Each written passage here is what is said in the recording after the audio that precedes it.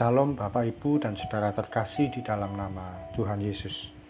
Dimanapun Anda berada dan dimanapun Anda bisa mendengar rekaman ini, kita bertemu dalam program Saat Teduh 5 menit untuk edisi hari ini.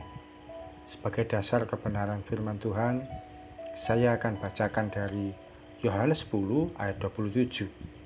Firman Tuhan berkata, "Domba-dombaku mendengarkan suaraku, dan aku mengenal mereka, dan mereka mengikut aku."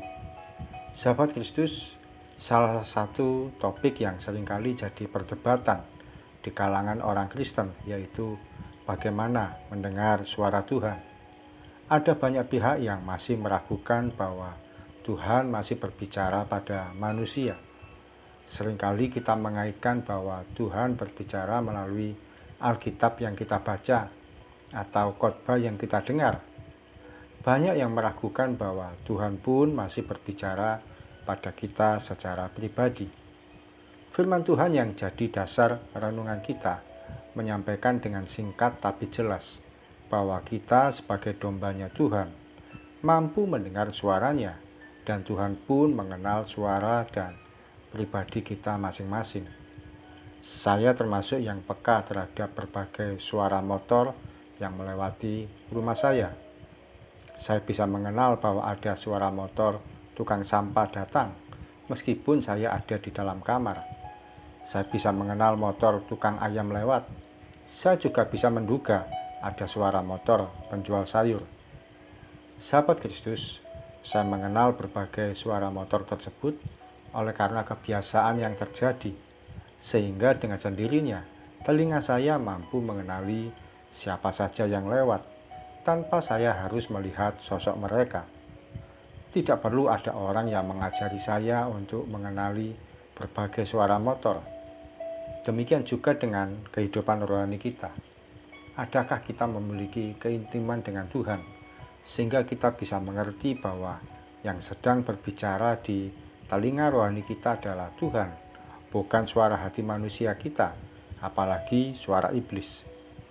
Ketika kita tidak kehilangan jam doa dan pembacaan firman Tuhan, maka kita akan bisa mendengar suara Tuhan untuk menentukan berbagai pertimbangan hidup kita. Tanpa kita sadari, seringkali Tuhan menaruh pesan-pesan khusus di hati kita. Lakukan ini, hindari yang itu. Demikian juga pernyataan Tuhan yang lain akan kita terima dalam hidup kita. Tuhan yang kita sembah masih menyatakan dirinya bagi kita sampai detik ini.